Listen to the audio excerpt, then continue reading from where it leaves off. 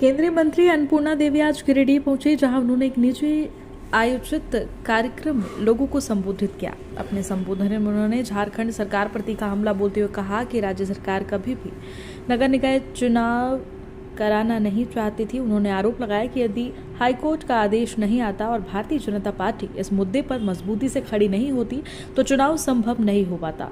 अन्नपूर्णा देवी ने कहा कि भाजपा ने लगातार लोकतांत्रिक प्रक्रिया को बहाल करने के लिए संघर्ष किया है। उन्होंने कार्यकर्ताओं और आम मतदाताओं से अपील करते हुए कहा कि नगर निकाय चुनाव स्थानीय विकास की दिशा तय करने का महत्वपूर्ण अवसर है, इसलिए सभी नागरिक बढ़ चढ़कर चुनाव में हिस्सा लें और अपने मताधिकार का प्रयोग करें। उन्होंने कहा कि नगर की सरकार जनता के वोट से बनती है और यही सरकार शहर के विकास, साफ सफाई, पेयजल व्यवस्था के लिए भी जिम्मेदार होती है। ऐसे में जागरूक मतदाता ही बेहतर प्रतिनिधि चुन सकते हैं। उन्होंने विशेष रूप से युवा और महिलाओं से मतदान में सक्रिय भागीदारी की अपील की। और जैसे आप सभी जानते हैं कि ये नगर निकाय चुनाव आज से लगभग 7 वर्ष पूर्व हो पहुंचेगा, यानी कि ये चुनाव सरकार की मंशा कदापि नहीं थी कि राज्य में नगर निकाय चुनाव हो। चुनाव होगा तो छोटे छोटे हमारे वार्ड में वार्ड पार्षद होंगे, नगर के अध्यक्ष होंगे, मेयर होंगे, डिप्टी मेयर होंगे। और जब छोटा चुनाव होता है, जब छोटी इकाई में हमारे प्रतिनिधि होते हैं, तो कोई भी समस्या, ये हमारी घर की सरकार, गांव की सरकार होती है, तो किसी भी तरह की समस्या उनके समक्ष रखकर उसका हम समाधान कर सकते हैं। आज गिरिडीह जिला, मुझे कहने में थोड़ा भी संकोच नहीं है कि गिरिडीह नगर निगम का चुनाव होने जा रहा है और ये वर्तमान में जो सरकार है, सरकार के मंत्री यहाँ का प्रतिनिधित्व कर रहे हैं और उस पर भी नगर विकास विभाग का प्रतिनिधित्व कर रहे हैं। उसके बावजूद हम सभी देखते हैं कि आज किस नारकीय स्थिति में गिरिडीह के लोग रहते हैं, शहर के लोग रहते हैं। जिधर जाए उधर ही इतना कूड़े का अंबार है। लोगों को छोटी छोटी समस्या के लिए जूझना पड़ता है, कोई सुनने वाला नहीं।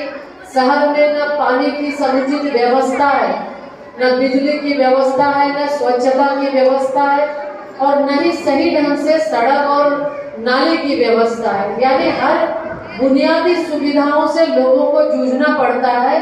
और अफसोस ये सरकार, क्योंकि सरकार की मंशा नहीं थी कि चुनाव हो, सरकार हमेशा, इस सरकार नहीं चाहती थी चुनाव हो, क्योंकि उसे पता है कि शहर में इनको कोई सुनने वाला, देखने वाला नहीं है। आज पूरे राज्य की स्थिति बद से बदतर हो गई है और वही स्थिति इस शहर में भी है। तो इसलिए डर के मारे सरकार नहीं चाह रही थी चुनाव हो, लेकिन भारतीय जनता पार्टी लगातार आंदोलन की और आंदोलन का परिणाम हुआ कि सरकार को बाध्य होना पड़ा चुनाव कराने के लिए। आपके बीच रखकर जो आपकी समस्या का समाधान कराए, जो हमेशा आपके हर सुख दुख में साथ हो और शहर के अंदर अच्छी व्यवस्था, चाहे वो स्वच्छ पेयजल की व्यवस्था हो, चाहे शहर में बिजली व्यवस्था सही ढंग से हो, शहर के अंदर जो ड्रेनेज सिस्टम है वो एक अच्छी, उसकी अच्छी व्यवस्था हो, मास्टर प्लान के माध्यम से शहर का विकास अच्छे ढंग से हो, प्रभावी तरीके से हो, शहर स्वच्छ हो। सबसे बड़ी बात, आज हम सब जानते हैं कि माननीय प्रधानमंत्री जी लगातार स्वच्छता की बात करते हैं। स्वच्छ भारत अभियान के तहत देश स्वच्छ हो, स्वस्थ हो।